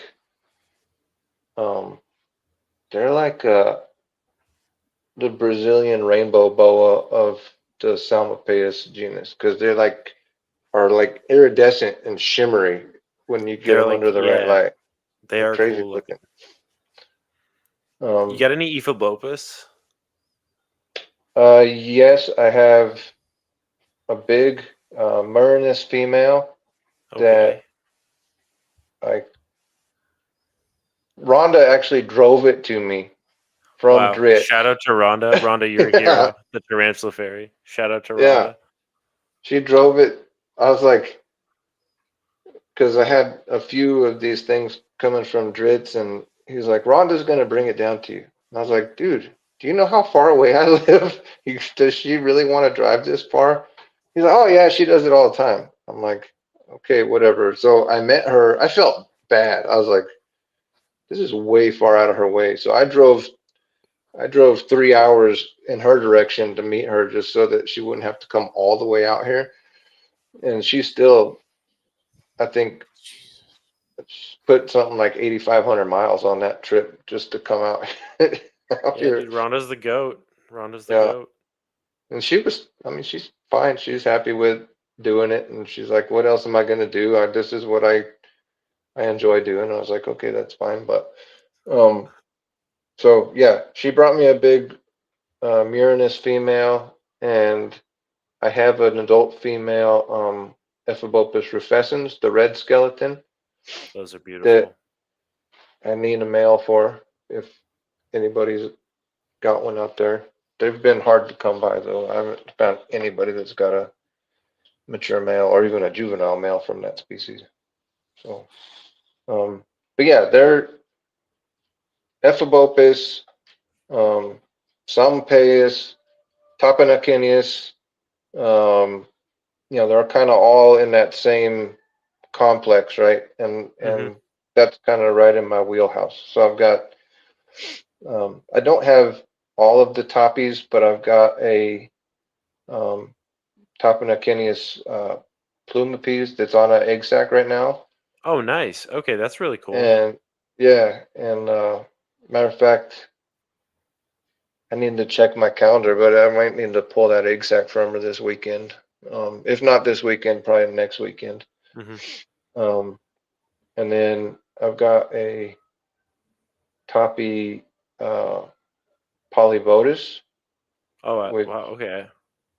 I don't remember what the common name is. It's I've never like heard of that. Yeah. the St. Lucia giant tree spider or something like that. But Sure. real pretty purple and green. With it's a little more fuzzier looking than the Mm-hmm. Plumapes is. But Mm-hmm. so I've got a sub-adult female there that I'll be hopefully breeding one day. But yeah, I like the Salmopaeus. I've got um, spiderlings of some of the newer, more uncommon species like what's it called Santo Domingo. So there's a Oh, nice. Salmopaeus species Santo Domingo, and then um, Salmopaeus species Tono Negro, which I think is the same thing as the species black that I was has gonna been say, in the is that the hobby. all black one? That was cool Hmm. looking. I saw some of those on Instagram. Yeah, Um, they're what they're about little ones what? right now, but growing them up. Oh, those are super cool though. Do you work with any Kylobrachy stuff? I don't. I've got a little. Uh, how what do you call it? A huahini? Hawahini? Yes, dude. Yes, someone else who loves the Huahinis. Also, I Justin is don't. I experiencing don't. technical Oh, is he okay? difficulties. He's gonna be back when he said his connection's having a stroke, so hopefully that gets mitigated. Okay, Um, no problem. but yeah, Huahinis are sweet, man. I have maybe 3 or 4 of them in the other room. Um, Yeah, mine's just a little one that was sent to me as a freebie, and it's pretty. I mean, it's pretty cool. But uh, I had a Fimbriatus love me a some few years Fimbriatus. ago, and they're real pretty. It again was a male, matured. I sent it out. I've also got a Discalus right now, Yes, and yes. that one's bigger. I haven't. I mean, I haven't seen it out of its burrow in probably the last 3 months, but so I'm not That's exactly sure discless. how big it is, but it's probably 3 inches or so. But I don't You have. just That's it. I don't have like all of the like. There's so many different species of Kylobrachus out there, and I just have never really delved into that. So they really do it for me. That's why I ask. I recently just tried to do some discless pairing with Dritz, and our male got eat. He was too scared. Oh, Yeah, well, oh we tried to protect him for over an hour, and sometimes you can only do so much. yeah. Are you back? I think so. I'm on my mobile hotspot right now. I had to restart my modem. I don't know Wow, what was going on, but wow. all of a sudden, like everything was real choppy. So Um, we'll see here in a minute when I switch it back to my modem. can you Andy, can you talk a little bit about your Spermatheca Rolodex and like some of the pictures Oh, that you take for the Discord? Because you like you take some wicked good pictures, especially like the polymorpha pictures that you sent me. Those are insane, man. Like what are you taking those pictures with? so um, a lot of the pictures that I take are with a little point and shoot digital camera, like an Olympus. It's like a Olympus TG5, and is I don't have like big special macro lenses and light rigs and all that kind of stuff. It's just a little point and shoot digital camera, but it works good because it's got a macro setting on it, so you can turn the little dial to the macro setting, and it lets you zoom in on stuff from super close up, so you can get good details on um, small spiders, small spiderlings, um, and Centipedes. centipedes. And I've had that camera now for a couple of years, and it's worked great. my phone that I have now, the camera on my phone is better than the camera than that camera though. So the issue is that when I take the pictures with my phone, the file size is too big for me to be able to post it like on ArachNerds, and it even kicks it off of Discord most of the time, because it's like 20 megabytes or 18 megabytes for one photo when you turn it to like the highest setting. But that's those are the pictures that look the best. The lowest setting is the one where it's like, yeah, that brown blob right there is the tarantula. Can you see that? So yeah, I usually use that little Olympus TG5 camera to take the majority of the photos that I take of the spiders. As far as the spermatheca go, I have a Wi-Fi camera mounted to my microscope. So nice. I'll take, I use the microscope, and then I can connect to the camera with an app on my phone, and then I can use my phone to take pictures of the spermatheca with that camera. And then, so it's funny that you call the spermatheca Rolodex, because I actually, in addition to the photographs that I take of them, I do actually have a little container where I have preserved the actual spermathecae from each one of my females that I've got. Whoa, nice, dude. And I mean, I do it for my reference so that I can, like, if I'm ever wondering if a female's mature or if it's time to try and breed her or not, like I can go pull it out and look and see, okay, maybe she needs another molt or two. But also do it for if I ever want to trade or sell that female to somebody, like I can send that molt with the female and be like, look, this is, it's guaranteed to be a female. Here's the spermathecae from her last molt, or, a previous molt. And so I do, it is like a little Rolodex that I've got of the different spermathecae that I've collected over the last few years. So it's funny. I didn't come up with that. That's a Dritz question, but it's like I can totally hear him saying that. Yeah, and it's kind of like I like to take them and post them on the Discord, and I post them on ArachNerds, and it's just I like to share them because they're cool. They're cool, and especially with some of the less common species, like there just isn't a record of them out there, right? And so if I can get a picture of the spermathecae from Theraphosinae species Columbia and post it online, then next time somebody's looking to try and figure out if they have a female or a male, there's a reference for them to use. Exactly. And so, and I use those references a lot too. Like one of my things that I take a lot of pride in, and one of the things that I really enjoy doing on ArachNerds is helping people sex their tarantulas. There are galleries on there for posting pictures of molts and for posting pictures of the ventral sides of your tarantulas and asking for help sexing them.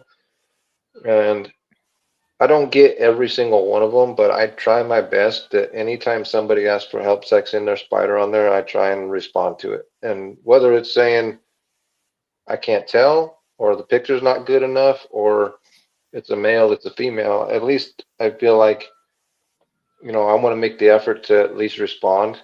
And I don't just look at it and say, yeah, that's a male, yeah, it's a female. Like with a lot of them, I have to do a little bit of research on my end too, right? Like especially with the molt pictures, the exuvia pictures, like if somebody posts one on there and I'm not sure if I'm looking at the spermathecae or maybe it's male accessory organs or something like that, then I will look back at previous examples that people have posted of females from that species and compare it to what it is that they're that the person's asking about.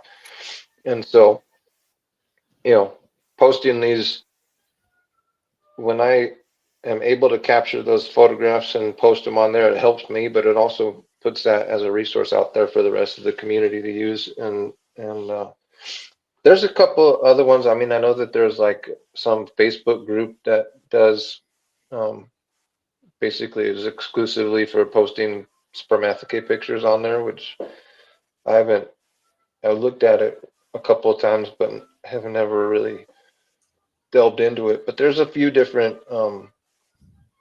resources out there, and I just try as best as I can to build the ones that I'm contributing to. So yeah, I've just always found your pictures of the different spermatheca really fascinating in the Discord, just because they're so different than you'd think. They look so different. yeah. Like weird shapes, weird structures, like obviously totally unique to certain species, like just very, very interesting. Uh-huh. One thing that I think they really, one of the reasons that I think they're really interesting is because you really get a sense of why the male reproductive organs are shaped the way that they are when you see the female reproductive organs, It's right? like a puzzle piece. Yeah. Yeah, Yeah, Hmm. it's a round peg fitting in a round hole, and Hmm. um, you like avicularia, for example. Those they have these most of the time these really long, kind of crazy, squiggly spermatheca, and then you see the emboli and the palpal bulb from a male avicularia, and it's got this long, like real long, skinny emboli sticking off of it. And you're like, oh, okay, those match up, right? Like the long, skinny emboli is going to fit into that long, skinny spermatheca. And um, then you look at something like a Theraphosa, where the male um, emboli are like like hammerheads, right? They're like blunt objects, and you see the female has got just like a very heavily sclerotized pouch, essentially, to receive those emboli, and um, I just find it really fascinating to look and see how those pieces match up with each other from the different sexes. And so I like, it's one of the parts of this hobby that I really enjoy and will continue to do. It takes time though, like getting a molt and getting it spread out and on the microscope and getting pictures of it and stuff takes time. And so, I've got a backlog of hundreds of molts that I need to chip away at and try and get sexed. One, just so I know what I've got in my collection, but two, so that I continue to build that Rolodex of spermathecae pictures and continue contributing. That's you have super any cool, man. you have any tricks for getting them sort of salvaging them? Because I've got, especially on smaller stuff, like I've got my three Akai and two of the two bigger ones molted within the last, I don't know, 3 weeks, and I tried to unfold those things and rehydrated them and stuff, but just by the time Yeah, I got around to actually getting them semi flat, it just they had torn and stuff, and I just got irritated and trashed them. yeah. Well, it's hard, especially with the um, like the jungle species, right? Like the Flamingocylus and um, the ones that are from the tropical regions where their exoskeleton is thinner than ones that are from harsher environments. I mean, it's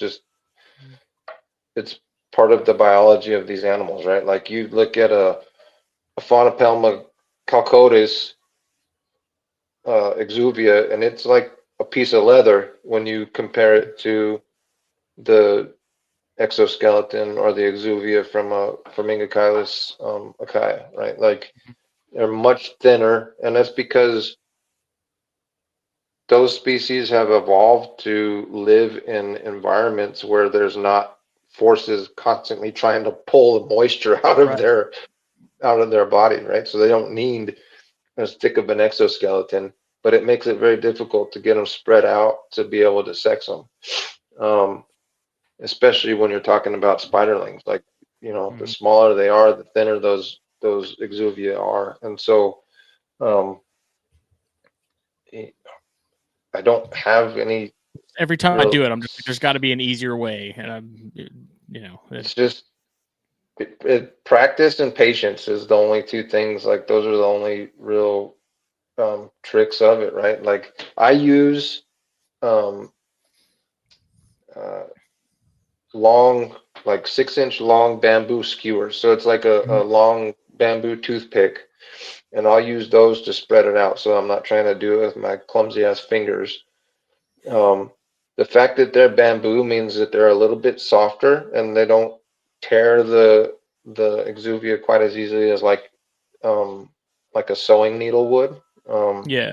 So I avoid using anything that's metal when I'm doing it. Like the only things that I use to spread them out is either those bamboo sticks or like an actual toothpick.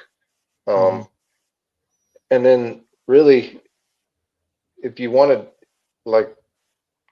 do it regularly, getting a microscope, like a stereo microscope that you can look at it while you're taking them, while you're flattening them out, makes it so much easier. You're talking about one of the ones with like the screen on it? Well, like I don't like those. I don't like those so much. But I'm talking about the kind that have like the binocular eyepieces, and if you remember like the old school biology class ones from high school where they have like the little lenses that you can switch, like those ones are okay, but the kind that I'm talking about is it's just got a not fixed, but it's got one lens, and then you just focus it by turning the knob on the side and to zoom in and zoom out and to focus it. And I mean, it looks like when you're looking through the eyepieces, you've got space now to work underneath it and be able to manipulate the exuvia while you're looking at it under microscope and under magnification. And it makes it so much easier because you can see like, okay, I need to flip this side that way, and I need to flip this side the other way, and then I need to untwist it. Like you can't see that stuff with the naked eye, or even if you're wearing like reading glasses or magnification, magnifying glasses or something like that. You just can't see it well enough to know what it is that you're doing, and that's why you end up tearing them. And so, for the longest time, I used a little pocket microscope, which you can get them on like Amazon for like $20, and it basically is like a one eye thing. You set it down on top of what you're trying to look at, and you look through it, and you can focus it, and they work fine. But what you have to do is you have to try and untangle the mold a little bit, and then stop and look at it, and then move the thing and untangle it some more. Yeah, and so finally, Lansky is like, you really need to get a microscope if you're gonna do this, and I was like, okay, and I bit the bullet, and it wasn't as expensive as it could have been. I think I paid like $350 for my setup, which it's reasonable. I mean, the camera that I have mounted on it cost more than the microscope did. So, wow. I think the whole microscope. Get one because I enjoy also. It's fun. Like it's almost like a lotto tickets. It's just fun to like, what do I have, and be able to keep track and know and sort of be able to plan ahead and stuff like that. So I've been meaning to shop around and just get one, because right now I just have a jeweler's loop, which works fine, except I have to turn my flashlight on my phone and head it at the right angle, and then it's a whole thing. So yeah, well, and especially when you're really looking at trying to put together breeding projects or breeding groups, right? Like the earlier on in the process, whether you've got males or females, the easier it is to build that group out to where you want it to be. So if you know that you've got a 2-inch female, well, you can work on getting some 1-inch males so that the males are maturing right around the same time that the females are maturing, and you can really set that project up for to have better chances of being successful. Then I mean, it's great. Like if your thing is I'll just wait until I find out if it's male or female. I'm in no rush. Like those people are out there, and bless them.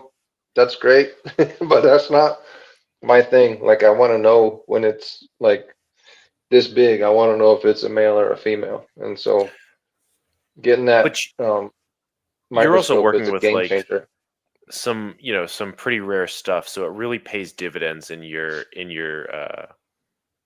regard, just because those projects are potentially firsts. So that's kind of where it really matters. Slow growing stuff too, like absolutely. I've got my group of Aratum, and I know that the biggest one is an immature male, but it's like my other two, I have no idea, and it's like could be anything. I kind of want to know. So I mean, you don't want to invest 10 years in growing something up and then have it mature into a male. By the time that you're able to figure out what it is, you've already spent however long, 5, 7, 8 years growing something up, and it's like, oh, it's a male. I really needed a female, and then you have to start all over again with it. So for the most part, I avoid the slower growing species. Like same. I've got a couple of Aphanopelma spiderlings that were, one was a freebie. I've got a little, like a microscopic Calcotus sling that was a freebie, and I've got a trio of another species of Aphanopelma that I'm just like, every time I look at them, I'm like, I'm never going to see you as an adult. Like it's not going to happen in my lifetime. And so, I avoid, for the most part, I avoid those. I don't really do the Brachypelma, not because I dislike them, but just because, what I enjoy doing is getting spiderlings and growing them up into adults, and then watching them actually grow. watching them grow. Yeah. And not waiting 10 years. Yeah, man.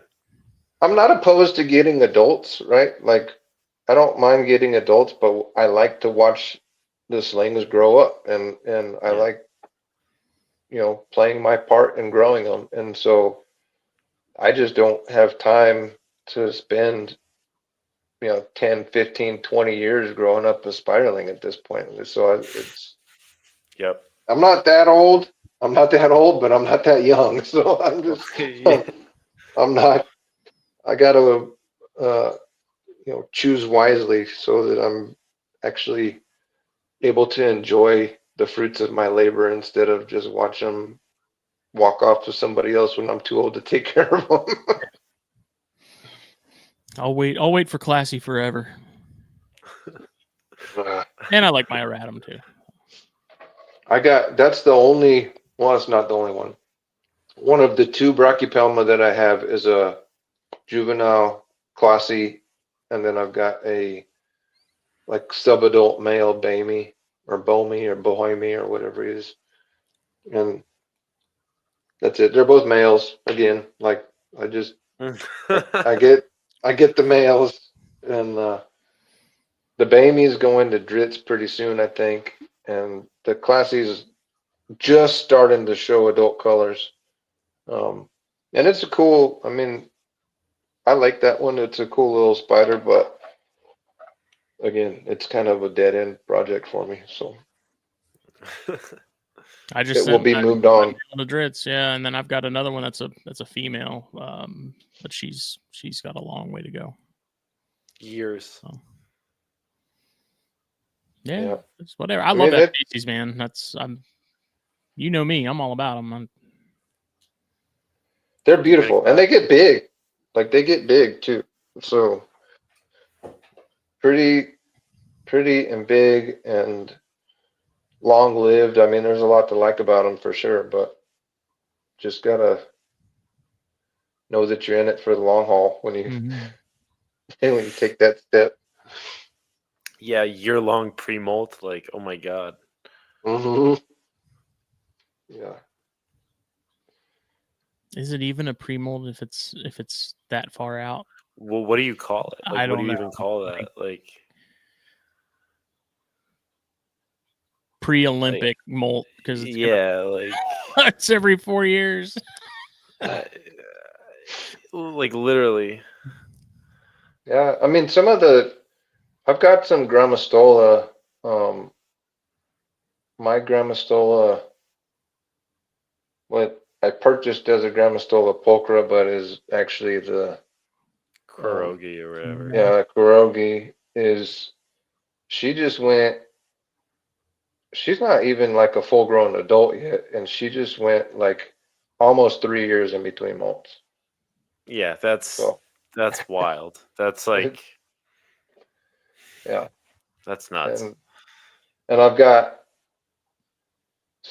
her. She's close to an adult. I'd say this molt she probably hit about 5 inches. She's probably mature enough to breed. And then I've got 2 younger males. One is it's not penultimate, but it's probably about 3 inches, and the other one's about 2 inches. And the 3-inch one is actually over 2 years since the last time it molted, and the smaller one is about 18 months since its last molt right now. So that's like crazy. Yeah, those are, and then I like the ones that they molt every like 10 to 12 months, and things happen fast. You see reasonable. Absolutely, man. Change, and I get it. I'm right there with you, dude. I love all that stuff too. I have my handful of species of slow growers that I'll hold out on. Gotta have both. Are you doing anything with any Poecilotheria? I don't have any adult pokies. I've got a juvenile female Subfusca Highland and a trio of like big sling Subfusca Lowland. So, absolute gasoline. Just heat. So ask as me and Phil matched this evening with our Poecilotheria shirts. So wasn't even planned. Yeah, it's just gonna happen. I got my Flamingo Kyla shirt from you a couple weeks ago, and I put that on, but I got a Flamingo Kyla and the Pamphibadius shirt from you. They're pretty awesome. Dude, I love that Flamingo Kyla shirt. I was just wearing that the other day. Yeah. Yeah, I need to do more of those for some of the other groups. My like 90% of my like casual apparel is all spider related. Like that's awesome. Yeah. I'm wearing a spider polo shirt that I got so I can wear it to work because it's got a collar on it. And And like basically all of the t-shirts that I wear now have got some kind of spider on it. I have one, it's an older one that I've worn a lot, and I don't wear it that much anymore, but the whole front of it, all it is a king baboon in a threat pose. Oh, that's And so cool. most people look at it and they're kind of like, what is this? What does that guy got on his chest? I remember one time though, like a year or so ago, I was walking through the grocery store, and like I'm walking opposite, this dude's walking towards me, and he kind of keeps glancing at me, and he gets next to me. He's like, "Is that a king baboon?" And I was like, "Yeah." He's like, "Awesome." I was like, "Yeah, awesome." My man. Then we just like kept on walking in opposite directions. That's But awesome, dude. you know, You made a some friend. people, yeah, some people, if you know, kind of thing. But yeah, for the most part, I'm just like, screw it. I wear my spider stuff because it makes me happy. I look in the mirror and see a spider on my shirt, and I'm like, yeah, that's Well, spiders are that's the way cool, it so should yeah. be. Yeah. Yeah. Do you have any king baboons? Yeah, I've got a big female that I never see her. She's always constantly underground. I uh she's due for a rehouse though. Get Like some those pictures. those would be interesting to pair. Yeah, I'd Grown- probably rehouse her within the next month or so. She molted like 2 weeks ago, and I I haven't seen her out, so I don't know exactly how big she is, but I'm guessing she's probably like seven Yeah, she's inches or packed. so. She's packed. Yeah, she's good. Yeah, Yeah. she's Yeah. gonna be a handful. Yeah, she's gonna be an absolute a piece of monster. work. Yeah. Yeah. Yeah, and this Awesome. stradulation or whatever, those things are fascinating, dude. hmm And You I right now, don't you, Phil? What's up? You have a king baboon? No, I got a bunch of H gigas. For some reason, the Okay. Socrates gigas, I freaking love those things.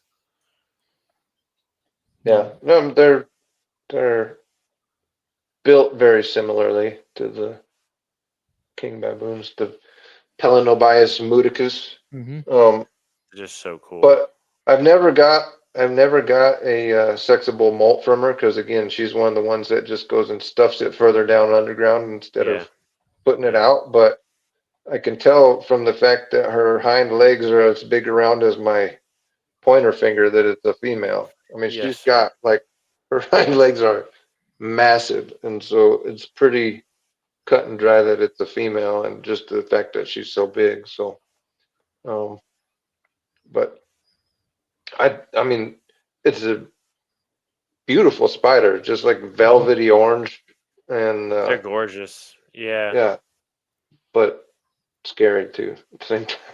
Dude, I had I a know. small one, forever ago, and I mean, when I say small, I mean like not even 3 inches, and that thing had zero fear, man. It was like you open the tub and it's ready to go, and it's stridulating and all that stuff, and I'm like, this thing's It's kind standing of in business, hardcore. man. Yeah. Yeah.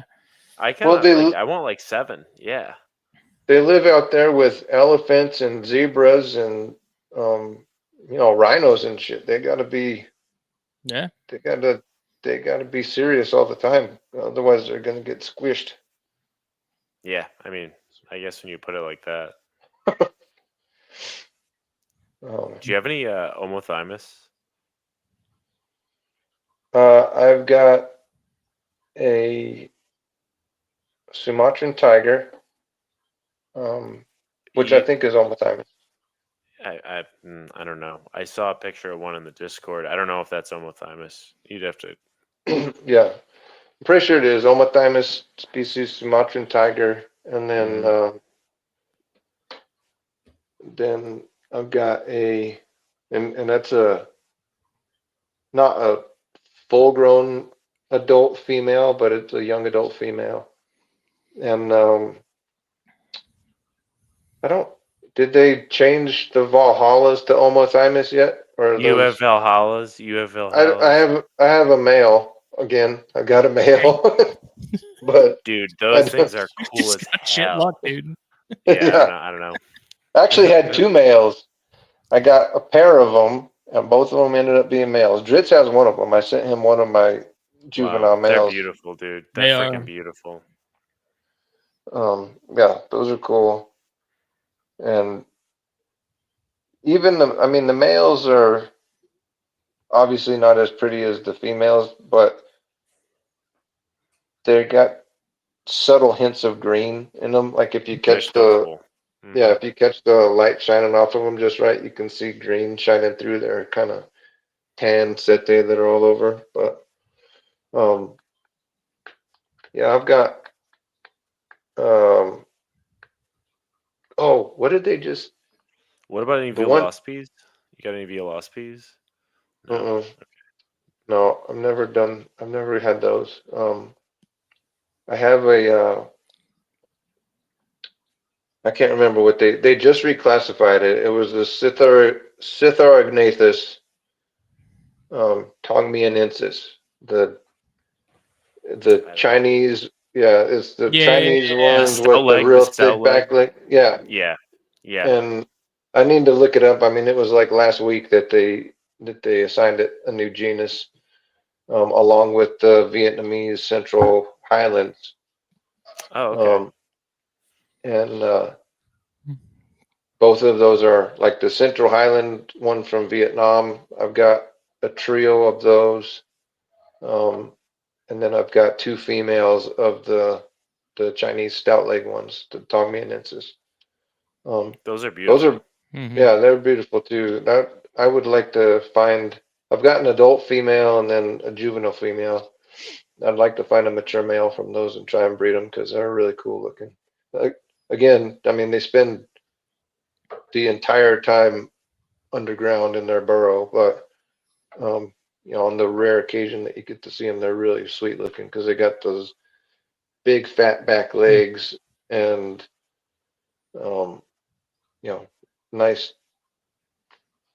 striped abdomen with some reddish orangish guard sete on their abdomen and on their legs, and they're really pretty species. All the cool stuff is fossorial, man. It's facts. Yeah, all the cooler stuff is arboreal. They're yeah.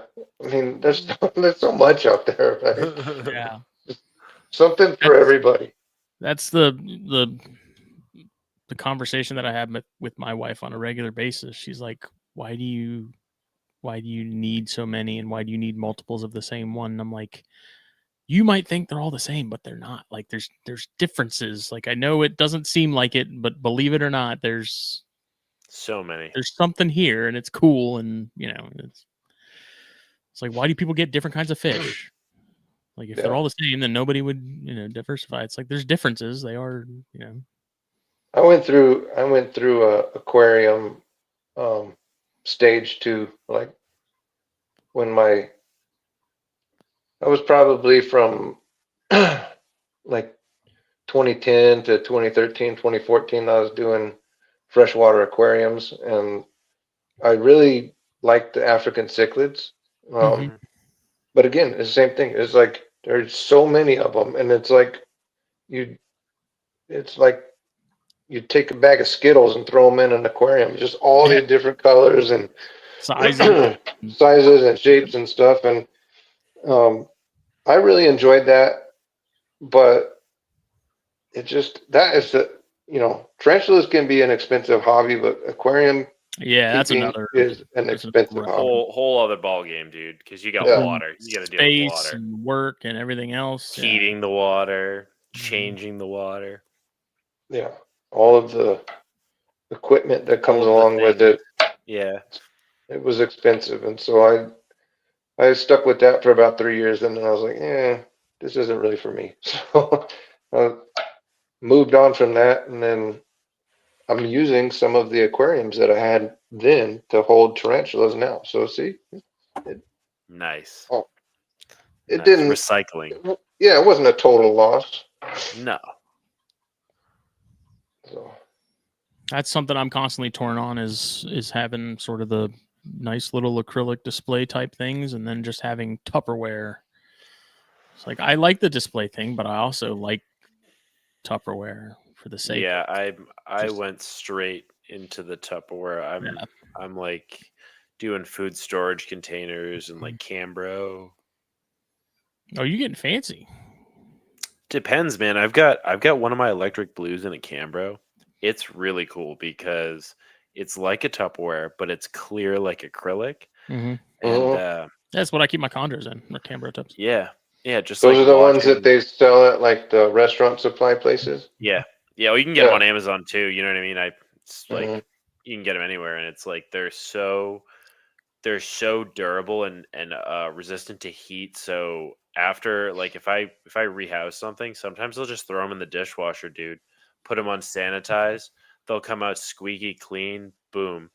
Throw the new sub in, new spider right in. Like, Canberras are nice. I have my Gigas in those. My Livitus female that's paired. All like the cool fostorial stuff that I want to see. Yeah. That's a good idea. Like underground, I use all the Cambros and stuff, like the 6 liter ones. Yeah. Yeah, I use a lot of like deli cups and Thornton vials for the smaller stuff, but when they get big enough to be in their full-time enclosure, I'll use like I mean, I'm not like a tarantula cribs guy, but I'll use a nicer acrylic type of enclosure that you can see clearly through, or I have a lot of the Exoterra Yeah. you know, glass enclosures for the arboreal ones. But yeah, I mean, some of the bigger, like the Flamingo Chilus and some of the other ones, like you can't get a acrylic or even really a glass enclosure that's going to be suitable for those guys. So Sterilite tubs are what works best, just because They hold the humidity. they hold the humidity, and you can get them in big enough sizes to hold a giant fossorial spider that wants to kill you, and you keep it inside something. So yes, it's that's what I use for my centipedes, the gasket tubs, because they can't squeeze out of the gaskets. the 1942s. Yes, sir. Sterilite 1942s. Yeah, those are great. And Good year. yep. There's some, yeah. But yeah, I don't mind spending money on something that's going to look a little bit nice for the adults, but if it's not an adult, it's going in something inexpensive and utilitarian rather than display worthy. Yes. How economic of you. Yep. You gotta make sacrifices now and then. I mean, there's also some species where it makes total sense to do that, and then there's some species where it's like, why would I waste the time? Like, I'm not going to keep any of my Albostriatus in an Exoterra or anything. Yeah, that's not going to work. Why bother? It's a waste of time. But yeah. Do we have anything else? We're at the witching hour. My voice is starting to give out on me too, so it's probably a good time to call it. I've been getting over a cold for the last couple of days and a sinus infection, so. Thanks for pushing through with us, dude. Yeah. Yeah, I feel way better than I did like on Tuesday. My face was just throbbing. I could hardly keep my eyes open, but I'm on the tail end of it now. But my throat's definitely getting croaky now, so we'll wrap it up. I hope this was informative. I mean, it was. You're scraping the bottom of the barrel to get me on here, and I hope it's something that you could enjoy and maybe people learn something about, or at least learn something about me, anyways. So, dude, it was a blast. You've definitely been on the list for a little bit. So definitely not the bottom of the barrel. I can tell you that. Yeah. Well, happy to do it. Happy to help, and I like what you guys do. I've been watching these videos for a little while, and you have some barrel, man. cool people and some cool conversations, and yeah, I'm happy to be part of it. We Excellent. appreciate it. If anybody needs to get in contact with you for whatever reason, Probably the best way is DM on ArachNerds. I'm on there as NMTs. Also the Discord and Tarantula Addicts Fran- Discord. yeah, Tarantula Addicts Discord. Well, just Discord in general. You can find me under Andrew Browning. You don't have to necessarily be in Tarantula Addicts, but if you're on Discord, you can find me under Andrew Browning. And I'm under Andrew Browning on Facebook, but I don't check it very often at all, so that's probably not a good way to get a hold of me. But you can definitely get me on ArachNerds and Discord. Cool. And Yeah. feel free, if you have any questions, if anybody has any questions or curious about anything, feel free to hit me up. I'll do my best to get back to you. awesome. Excellent, man. Thank you so much. This episode, as always, brought to you by FulvisApparel.com. Shirts, hats, mugs, beanies, hoodies, all that stuff. Check it out. We will be back Monday night for Snakes and Stogies, and we will catch everybody later.